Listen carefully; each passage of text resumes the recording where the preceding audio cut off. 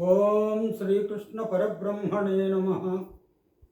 కృష్ణం కమలపత్రాక్షం పుణ్యశ్రవణకీర్తనం వాసుదేవం జగద్యోనిం నౌమి నారాయణం హరిం.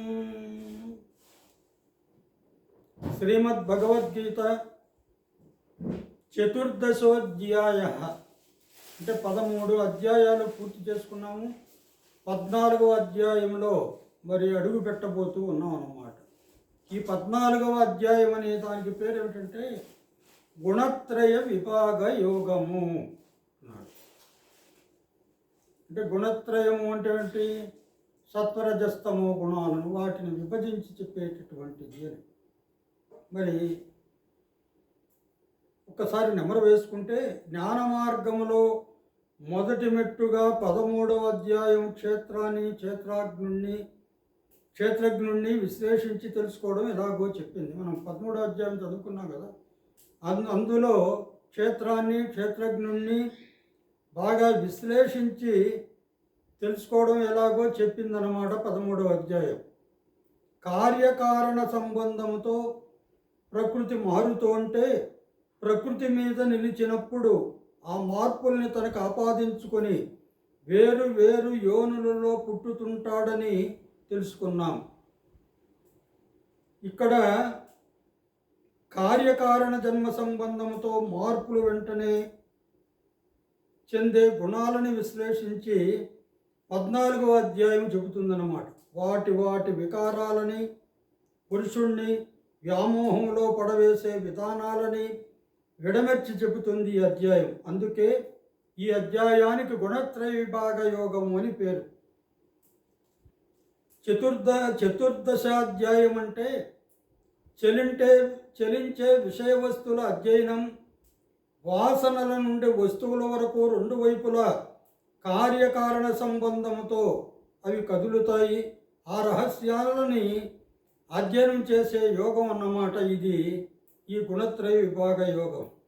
అందులో మొదటి శ్లోకం శ్రీ భగవానువాచ పరం భూయ ప్రవక్ష్యామి జ్ఞానానాం జ్ఞానముత్తమం యజ్ఞాత్వా మునయః సర్వే పరాం సిద్ధిమితో గతాః. అంటే పరము జ్ఞానాలలో ఉత్తమమైన జ్ఞానాన్ని తిరిగి చెబుతాను అన్నాడు. ఈ జ్ఞానాన్ని గురించి చాలాసార్లు చెప్పాడు. మరి ఇంకా చెప్తున్నా, ఎన్నిసార్లు చెప్పినా జ్ఞానం అనేది అంత సులభంగా ఉండబట్టేటటువంటిది కాదు. దీనిని తెలుసుకునే మునులందరూ ఇక్కడ నుండి పరమస్థితిని చేరుకున్నారు అంటున్నాడు. యజ్ఞాత్వా మునయః సర్వే పరాం సిద్ధి మితోగతాః అని. పరాం సిద్ధం అంటే ఏమిటంటే ఈ శ్రేష్టమైనటువంటి ఆ మోక్షాన్ని చేరుకున్నారు అని అంటున్నాడు. ఇక్కడ వ్యాఖ్యానం చూసుకుంటే ఈ మాటకి తిరిగి భూయ అంటున్నాడు కదా. భూయ అంటే మరలా, అవి ఇంకా ఎక్కువగా అని 2 అర్థాలు అన్నమాట. మరలా ఇంకా ఎక్కువగా కూడా చెప్తున్నారు. తిరిగి అదే చెప్పంటూ భగవద్గీతలో కానీ మరే ఇతర శాస్త్రాలలో కానీ లేదు. ఇప్పుడు ఇంకా ఎక్కువ లోతైన వివరాలు చెప్తానని అర్థము అంటున్నాడు. జ్ఞానానాం జ్ఞానం ఉత్తమం అని వేరుగా కూడా అన్వయం అన్నమాట. జ్ఞానానాం జ్ఞానం, లౌకిక జ్ఞానాలన్నీ కూడా ఏ అహం మీద ఆధారపడి ఉన్నాయో దాని జ్ఞానము అని. వ్యాకరణంలో సర్వనామాలు ఉత్తమ, మధ్యమ, ప్రథమ పురుషార్థాలుగా విభజింపబడతాయి. అహం అనేది వాటిలో ఉత్తమ పురుషార్థం. ఏమంటున్నాడు? ఉత్తమం అని కూడా చెప్పాడు కదా శ్లోకంలో. అందుకు చెప్పాడు, క్షేత్రాన్ని వదిలించుకున్నాక క్షేత్రజ్ఞుడు కేవలం అహంగా మిగులుతాడు. దానిని కడుక్కునే సాధనమే ఇది. 2 విధాలా ఉత్తమమైనటువంటిది. మరి మునయ యజ్ఞాత్వా మునయ సర్వే అన్నాడు కదా. మునయ అంటే ఎవరంటే మననశీలులైనటువంటి వారు మునులు. గూఢమైన విషయాలను గురించి లోతుగా తరిచి ఆలోచింపగలిగిన వాళ్ళు అన్నమాట వాళ్ళు. ఇతోగత అంటే చివరిలో చెప్పిన పరాం సిద్ధం ఇతోగత అన్నాడు కదా. పరమసిద్ధి ఇక్కడ దొరకదు. ఇక్కడ నుండి వెళ్ళిపోయి పొందాలి అని అర్థం చేసుకోవాలన్నమాట. దాని తర్వాత ఇదం జ్ఞానముపాశ్రిత్య మమ సాధర్మ్యమగతాః సర్గేపి నోపజాయంతే ప్రళయే న వ్యతంతి చ. అంటే ఇదం జ్ఞానం ఉపాశ్రిత్య అంటున్నాడు. ఈ జ్ఞానాన్ని ఆశ్రయించి, అంటే అది నా చేత సాధర్మ్యం స్వభావాన్ని ఆగతాః చేరుకున్నవారై, అంటే నా సాధర్మ్యాన్ని స్వభావాన్ని చేరుకున్నవారై మరి చేరుకుంటారు. వాళ్ళు ఏం చేస్తే వాళ్ళు ఏమవుతారు? సర్గేపి నోపజాయంతే, అంటే వాళ్ళు సృష్టి జరిగినప్పుడు మరలా పుట్టరు. దాని తర్వాత ప్రళయేన వ్యతంతి చ, ప్రళయం సంభవించినప్పుడు కూడా వాళ్ళు వ్యత చెందరు, అంటే నశించరు. ఈ జ్ఞానాన్ని ఆశ్రయించిన స్వభావాన్ని పొందిన వాళ్ళు సృష్టి జరిగినప్పుడు పుట్టరు, ప్రళయం సంభవించినప్పుడు నాశనం పొందరు అని. అంటే సృష్టి జరిగితే వీళ్ళు మళ్ళా పుట్టరు, నన్ను ఆశ్రయించిన వాళ్ళు. మరి ప్రళయకాలంలో కూడా వాళ్ళు నశించిపోరు. పరాసిద్ధి అంటే ఏమిటో భగవానుడు వివరిస్తున్నాడు. ఏది సిద్ధించాక ఆ స్థానం నుండి మరి చలనం ఉండదో అది పరాసిద్ధి అన్నమాట. దేన్నైతే మనం సాధించుకుంటామో, అది మనకి ఏదైతే సిద్ధించిందో ఆ సిద్ధి పొందినటువంటి స్థానాన్ని నుండి చలనం లేకుండా ఉండేటటువంటి దానికే పరాసిద్ధి అని పేరు. పుట్టడం చావడం రెండు మార్పులే, రెండు బాధాకరమైనవే. భగవంతుడి స్వభావం పొందిన వాళ్ళు ఈ రెంటికి అతీతులవుతారు.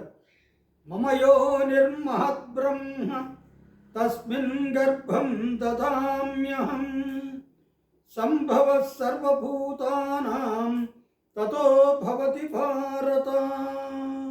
భారత అంటే ఓ అర్జున, మమ యోని మహద్బ్రహ్మ అంటున్నాడు. అంటే నా ఉత్పత్తి ఒక గొప్ప ఈ బ్రహ్మం అన్నమాట. తస్మిన్ గర్భం దదామ్యహం, అందులో నేను బీజాన్ని దదామి ఉంచుతాను. సర్వభూతానాం సంభవ తతః భవతి, అంటే ప్రాణుల యొక్క పుట్టుకంతా కూడా అక్కడి నుండే కలుగుతుంది అంటుండే. ఎందుకంటే బీజాన్ని నాటుతాను ఉంచుతాను అని చెప్పాడు కాబట్టి అని. సృష్టి ఎలా సంభవిస్తుంది? పిల్లలు జనించడానికి తండ్రి బీజం తల్లి యోని రెండూ కావాలి. అలాగే సర్వప్రాణులు సమష్టి వాసనచే యోని నుండి భగవంతుడు చైతన్యం అనే బీజం కారణంగా వస్తాయన్నమాట. దాని తర్వాత ఏమంటున్నాడు? సర్వయోనిషు కౌంతేయ మూర్తయ సంభవంతి తాసాం బ్రహ్మ మహద్యోని అహం బీజ ప్రదః పిత. ఇప్పుడే చెప్పాడు ఏమని? ఏ యోనుల నుండి అయినా సరే ఏ ఏ రూపాలు జనిస్తున్నాయో వాటన్నింటికీ సమిష్టి వాసనలు, మరి అప్రకృతి యోనిని బీజాన్ని ఇచ్చే తండ్రిని నేనేను అన్నాడు. అంటే ఇక్కడ భగవంతుని చైతన్యం బీజం, సమిష్టి వాసనలు యోని. అయితే మనకి జన్మనిచ్చే తల్లిదండ్రులు ఎవరు? వారు లేకుండా మనం పుట్టమే. ఈ విషయాన్ని భగవంతుడు విశదం చేస్తున్నాడు అని. భౌతిక జననీ జనకులు ఇచ్చేది స్థూల శరీరాన్ని. తండ్రి నుండి తల్లి గర్భంలోకి చేరిన బీజాలన్నీ ఫలింపవు. ఏ బీజంలోకి జీవుడు ప్రవేశిస్తాడో ఆ బీజమే 9 మాసాల తరువాత శిశువుగా జనిస్తుంది. అంటే ఆ జీవుడు పరమాత్మ కాబట్టి ఏ జీవుడైతే ప్రవేశిస్తాడో ఏ బీజంలోకి, ఆ బీజమే 9 మాసాల తరువాత శిశువుగా జన్మిస్తుంది అన్నమాట. దాని తర్వాత సత్వం రజస్తమ ఇతి గుణాః ప్రకృతి సంభవాః నిబధ్నంతి మహాబాహో దేహే దేహినమవ్యయం. ఇక్కడ ఈ శ్లోకం మహాబాహు అని సంబోధిస్తున్నాడు. గొప్ప బాహువులు గలవాడా అని. ఏమంటున్నా అంటే సత్వం రజస్తమ ఇతి గుణాః ప్రకృతి సంభవాః. సత్వము, రజము, తమము అని ఈ ప్రకృతి నుండి పుట్టేటటువంటి గుణాలు ఈ 3. నిబధ్నంతి దేహినం అవ్యయం నిబధ్నంతి అంటున్నాడు. దేహే శరీరములో అవ్యయం దేహినం నిబధ్నంతి. అవ్యయం అంటే వ్యయమయ్యేటటువంటి ఆ శరీరాన్ని, ఆ అవ్యయం అంటే నాశరహితమైనటువంటి ఆ దేహధారిని అంటే ఆత్మను అన్నమాట. ఆ దేహంలో బంధిస్తాయి. అదే చెప్తాను, సమష్టి వాసనల్లో బీజం ఉంచే పరమాత్మకి ఏ భ్రాంతి బంధము లేదు. వ్యష్టిగా పుట్టిన జీవుడికే అన్ని భ్రాంతులు. అవి ఎలా కలుగుతాయి అనేది మనం ఇప్పుడు ఇంకా చెప్పబోయేటటువంటి శ్లోకాల్లో తెలుసుకుంటాం. తత్ర సత్వం నిర్మలత్వాత్ ప్రకాశకమనామయం సుఖసంగేన బధ్నాతి జ్ఞానసంగేన చానఘ. తత్ర సత్వం నిర్మలత్వాత్ అంటున్నాడు. అంటే ఆ సందర్భంలో సత్వం అనేది నిర్మలమైనందున, నిర్మలమైనందున ప్రకాశకం, ప్రకాశింపచేసేది కూడా కాబట్టి, అనామయం బాధలు లేనటువంటిది కూడా కాబట్టి, సుఖసంగేన సుఖంలో ఆసక్తి చేత, జ్ఞానసంగేన జ్ఞానంలో ఆసక్తి చేత బధ్నాతి బంధిస్తుంది అన్నమాట. సత్వం అనేది నిర్మలమైనది, ప్రకాశింపజేస్తుంది కాబట్టి, బాధలు లేనటువంటిది కాబట్టి, సుఖంలో ఆసక్తి చేత, జ్ఞానంలో ఆసక్తి చేత బంధిస్తుంది అంటున్నాడు. అంటే జీవుణ్ణి బంధిస్తుంది అని. సత్వగుణం స్వచ్ఛంగా ఉంటుంది కాబట్టి అందులోంచి ఆత్మ ప్రకాశం ఎక్కువగా ప్రసరించి ఉత్తమ జ్ఞానాన్ని ఇస్తుంది. సరైన జ్ఞానం ఉన్న చోట భ్రాంతి ఉండదు. అందువల్ల బాహ్య పరిస్థితులు ఎలా ఉన్నా అలజడి చెందక సుఖచిత్తులై ఉంటారు. జ్ఞాన సంపాదనలో నిమగ్నులై ఉంటారు. వీటితో సంతృప్తి చెందడంతో కృషి చేసి పైకి రావాలనే ప్రేరణ లేక ఆ సుఖానికి జ్ఞానానికి తగులుకొని పోతారు. ప్రగతి ఉండదు. అందుకే బంధము అంటే సత్వం అనేది బంధాన్ని కలుగు చేస్తుంది అని. ఇంకా రజోగుణాన్ని చెప్తున్నాడు. రజో రాగాత్మకం విద్ధి తృష్ణాసంగ సముద్భవం తన్ని బధ్నాతి కౌంతే కర్మసంగేన దేహినం. ఈ రజో రాగాత్మకం విద్ధి అంటున్నాడు. ఈ రజస్సు అనేది ఉందే అది రాగపూరితమైనది అంటున్నాడు. అంటే రాగంతో, అనురాగంతో నిండి ఉండేటటువంటిదిగా నీవు విద్ధి తెలుసుకో అంటున్నాడు. ఇంకా ఏమంటున్నాడు? తృష్ణాసంగ సముద్భవం. తృష్ణ అంటే కోరిక, సంగమం అంటే ఏంటంటే ఇది మమకారము కలిగిస్తుందన్నమాట. దేహినం దేహదారిని కర్మసంగేన కర్మలలో ఆసక్తి చేత నిబధ్నాతి బంధిస్తుంది అని. అంటే రజోగుణం ఏం చేస్తుంది? ఇంకా కావాలి అని కర్మలతో ముడిపెట్టి బంధనంలో పడేస్తుందన్నమాట మానవుడిని. సత్వగుణమేమో మరి ఏ బంధము మరి ఆ బంధాల్లో ఉంటుంది. అనుభవానికి, అజ్ఞానానికి, సుఖానికి తగులుకొని పోతాదన్నమాట ఈ సత్వగుణ సంపన్నులు. ఈ రజోగుణం అనేవాళ్ళు ఏమిటంటే ఈ రజోగుణమే రాగపూరితమైంది, తృష్ణని అసంగాన్ని కలిగిస్తుంది కాబట్టి దేహిని కర్మలతో ముడిచిపెట్టి బంధనములో పడేస్తుంది అన్నమాట. వ్యాఖ్యానం ఏం చెప్తుంది? రజోగుణం ఉన్న వాళ్ళకి ఎంత ఉన్నా తృప్తి ఉండదు.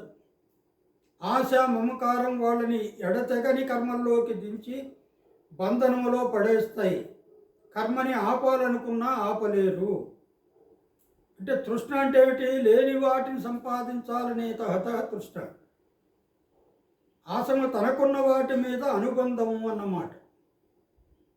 దాని తర్వాత తమో గుణాన్ని గురించి చెప్తున్నాడు.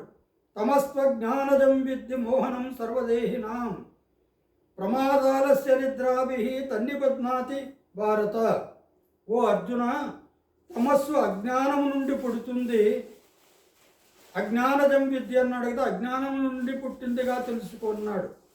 ఈ మోహనం సర్వదేహినాం, ఇది ఈ తమస్సు అందరినీ మోహంలో పడేస్తుంది. ఏమరపాటుతో, బద్ధకముతో, నిద్రతో జీవుణ్ణి ప్రమాద ఆలస్య నిద్రాభి అంటున్నాడు. ప్రమాదం అంటే ఏమరపాటు,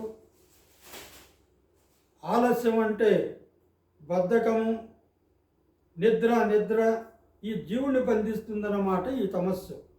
అజ్ఞానములో పుట్టిన తమస్సు వల్ల మోహం ఏర్పడి తన మంచిని తాను ఎరగకుండా చేస్తుంది అన్నమాట. సోమరితనం, బద్ధకం, నిద్ర ఈ మూటితో జీవుణ్ణి ఏ పని చేయకుండా చేస్తుంది అంటున్నాడు. సత్వం సుఖే సంజయతి రజకర్మణి భారత, జ్ఞానమావృత్యతు తమః ప్రమాదే సంజయత్యుత. అంటే ఓ అర్జున, దేహికి సత్వం సుఖములోను, రజస్సు కర్మలలోను, తమస్సు జ్ఞానాన్ని కప్పివేసే యమరపాటులోను ఆసక్తి కలిగిస్తుంది అన్నమాట. ఈ సుఖంలో సత్వాన్ని దేహికి కలిగజేస్తుంది. సత్వగుణం దేహికి సుఖంలో రంజింపజేసేటట్లుగా చేస్తుంది. ఈ రజోగుణము కర్మలలో అతన్ని, ఎందుకంటే రాగం కదా, కోరిక కదా, అందువల్ల ఏ కర్మ చేస్తే ఏ ఫలితం వస్తుందో తెలుసుకుంటూ అన్ని కర్మలను అతని చేత్తో చేయిస్తుంది అన్నమాట. ఈ తమస్సు జ్ఞానాన్ని కప్పివేసి, జ్ఞానాన్ని పూర్తిగా మూసివేసి ఏమరపాటులోనూ ఆసక్తి కలిగిస్తుంది అని. అంటే ఏమరపాటుగా ఉండేటట్లు చేస్తుంది. ఆయా సందర్భాలలో ఈ గుణాలు వృద్ధి చెందుతాయి కూడా. సుఖంగా ఉన్నప్పుడు సత్వం పెరుగుతుంది. సుఖం అనేది మనస్సు యొక్క శాంతమైన స్థితి. ఆందోళన, ఆరాటం లేక మనస్సును శమించినప్పుడే ఎవరైనా సుఖంగా ఉన్నామని అంటారు. సాధారణంగా ఒక కోరిక తీరినప్పుడు సుఖం వస్తుంది. అప్పుడు సుఖం ఎలా వచ్చిందని పరిశీలిస్తే ఒక రహస్యం బయటపడుతుంది. తీరని కోరిక మనస్సులో ఉన్నప్పుడు దానివల్ల మనస్సులో అమితమైన ఆరాటం ఉంటుంది. కోరిక తీరినప్పుడు ఆరాటం పోయి మనస్సు స్థిమితపడుతుంది. అప్పుడు సుఖం వచ్చిందంటారు. అంటే స్థిమితపడ్డప్పుడు మనస్సు వెనకాల ఉంటే సుఖం బయటపడి మనకు ఆనందాన్ని కలిగిస్తుంది. మనస్సు శాంతపడటంతో ఒక్క క్షణం సేపు మనం ఆత్మ యొక్క సుఖస్వరూపం గోచరమై మనకు ఆనందానుభవం కలుగుతుంది. మరి ఈ విధంగా బాహ్య స్థితి పరిస్థితులు ఎలా ఉన్నా మనస్సును చెదరనివ్వకుండా శాంత స్థితిలో కలిగితేనే సుఖం వస్తుంది అని, ఇది సత్వగుణం వృద్ధి చెందుతుంది, తద్వారా సత్వగుణాన్ని పెంచుకోగలము అని ఈ విధంగా సత్వగుణాన్ని చెప్పాడు. మిగతా గుణాలను గూర్చి రేపు చెప్పుకుందాం. హరి ఓం తత్సత్.